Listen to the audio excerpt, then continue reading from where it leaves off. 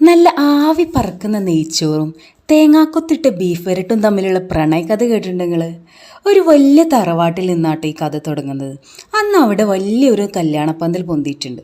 ഒരു വശത്ത് വലിയ ചെമ്പിൽ നെയ്യിൻ്റെയും ഏലക്കായൻ്റെയും മണം അടിച്ച് നെയ്ച്ചോറും, മറുഭാഗത്ത് ഇഞ്ചി വെളുത്തുള്ളി പേസ്റ്റും കുരുമുളകും ചേർത്ത് വഴറ്റി വെളിച്ചെണ്ണയിൽ തേങ്ങാക്കൊത്തും കറിവേപ്പിലയും ഇട്ട് മൂത്ത് വരുമ്പോൾ നമ്മുടെ മെയിൻ താരം ബീഫിട്ട് വയറ്റുമ്പോൾ ഉണ്ടല്ലോ എൻ്റെ സാറേ ഒരു മണം വരാണ്ട്.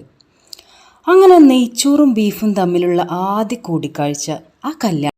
അങ്ങനെ നെയ്ച്ചോറ് ബീഫിനോട് പറയാണ്, എൻ്റെ കൂടെ കൂടാൻ ചിക്കനും മട്ടനൊക്കെ വരാറുണ്ട്, പക്ഷേ നിന്നെപ്പോലെ ഇത്രയ്ക്ക് കട്ടക്ക് നിൽക്കുന്ന ഒരാളെ ഞാൻ കണ്ടിട്ടേയില്ല. ബീഫ് വരട്ട് മെല്ലെ പറഞ്ഞു, ചാറുകളെപ്പോലെ ഒഴുകി നടക്കാൻ എനിക്കറിയില്ല, പക്ഷെ നെയ്ച്ചോറിൻ്റെ ഓരോ വറ്റിലും പിടിച്ചു നിൽക്കാൻ എനിക്ക് മനോഹരമായിട്ടാണ്. നെയ്ച്ചോറ് എന്താ പറഞ്ഞു കേട്ടോ, നിന്റെ തേങ്ങാക്കൊത്തിൻ്റെ ക്രിസ്പിനെസ്സും കൈമ അരിയുടെ മണവും ചേരുമ്പോഴാണ് ഈ കോംബോ പൂർണ്ണമാകുന്നത്.